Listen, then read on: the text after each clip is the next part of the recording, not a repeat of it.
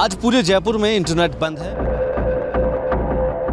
उस इंटरनेट बंद होने की सबसे बड़ी वजह है जयपुर विकास प्राधिकरण की ओर से की जाने वाली कार्रवाई।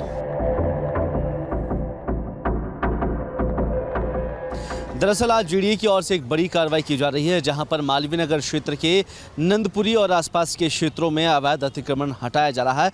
पिछले कुछ दिनों से ये अतिक्रमण की कार्रवाई चल रही है, लिहाजा आज ये कार्रवाई इसलिए महत्वपूर्ण हो चली है और इंटरनेट सेवाओं को इसलिए बाधित किया गया है क्योंकि इन जगहों पर जहां अतिक्रमण हटाया जा रहा है वहां पर 5 धार्मिक स्थल आते हैं, जिसमें एक मज़ार है, एक मस्जिद है और एक धर्मशाला के अलावा 2 मंदिर बताए जा रहे हैं। लिहाजा मस्जिद का ढांचा है वो ढहाया जा चुका है और अब तक जो कार्रवाई हुई है वो आपको सीधे तौर पर नजर आएगी। दरअसल ये जो पूरी कार्रवाई है सड़क चौड़ीकरण को लेकर है। 80 फीट की रोड बताई जा रही है, जिसके दोनों ओर लगभग कई जगहों पर अवैध अतिक्रमण हो रखे थे, जिसे लेकर जीडीए प्रशासन ने पहले ही कार्रवाई कर दी थी। लेकिन जहाँ धार्मिक स्थलों की बात आती है, जिला कलेक्टर की ओर से ऑर्डर आने के बाद से इन्हें हटाने की कार्रवाई शुरू की गई है। लिहाजा इस पूरे मामले को लेकर अलग अलग कंपनियां तैनात की गई है। पुलिस की 12 कंपनियां यहां पहुंची है और तकरीबन 3000 से अधिक पुलिसकर्मी यहां आपको तैनात नजर आएंगे।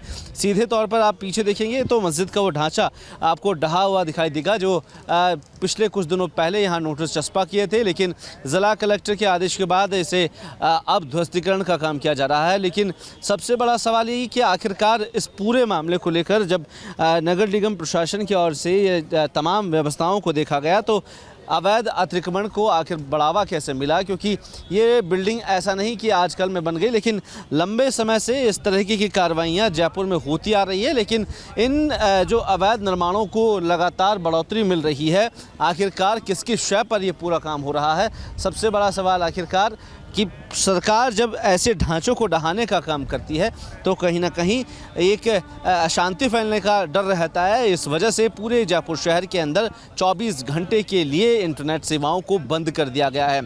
लेकिन अब सबसे बड़ी बात यह है कि इस पूरे मामले को लेकर आप देखेंगे कि लगातार पुलिस की जो कार्रवाई है आपको सीधे तौर पर यहाँ पर बड़े स्तर पर नज़र आएगी। दूर तक यहाँ बैरिकेडिंग की गई है। बगल में आपको नज़र आएगा कि मालवीय नगर का जो मुख्य जुड़ता हुआ रोड है वो यहाँ से सटा हुआ था। अक्सर यहाँ ट्रैफिक की व्यवस्थाओं का सवाल खड़ा हो जाता था, इस वजह से अब यहाँ पर व्यवस्थाओं को दुरुस्त करने के लिए चीज़ें ठीक की जा रही है। लेकिन लोगों को इस पूरी कार्रवाई से दूर रखा गया है। पूरे क्षेत्र के अंदर धारा 144 लगाई गई है।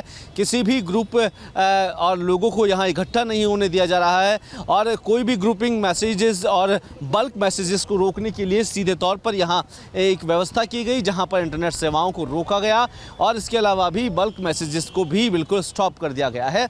आप चारों तरफ व्यवस्थाओं को देखेंगे, जहाँ एक और अग्निशमक और एम्बुलेंस की गाड़ियाँ नज़र आएगी, पुलिस की गाड़ियाँ आपको नज़र आ जाएगी। इस पूरे मामले को लेकर जीडीए प्रशासन की ओर से तमाम व्यवस्थाएं की गई थी, लेकिन अब जब नज़र आ रहा है कि इस पूरे ध्वस्तीकरण की कार्रवाई में धार्मिक स्थलों को हटाया जा रहा है तो सीधे तौर पर यह सवाल भी खड़ा होता है कि आखिरकार ये धार्मिक स्थल बन कैसे गए और किसके शय पे बने हैं। क्या अधिकारियों की इतनी गहरी नींद होती है कि यहाँ सालों से ये निर्माण चले और उसके बाद एकाएक ये बिल्डिंगें बनती गई और प्रशासनिक अधिकारी इस पर आंखें मूंद कर बैठे रहे।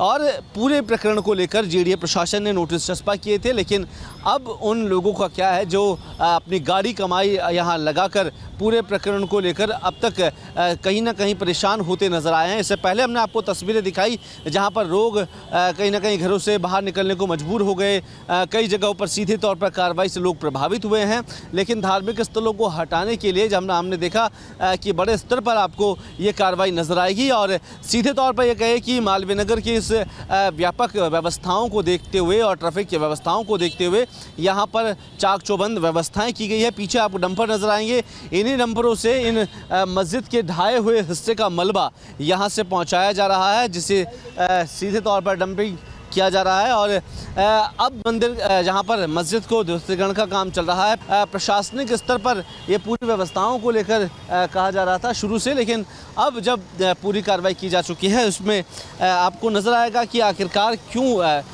इस पूरे मामले को लेकर जीडीए प्रशासन की ये सख्ती नज़र आई है।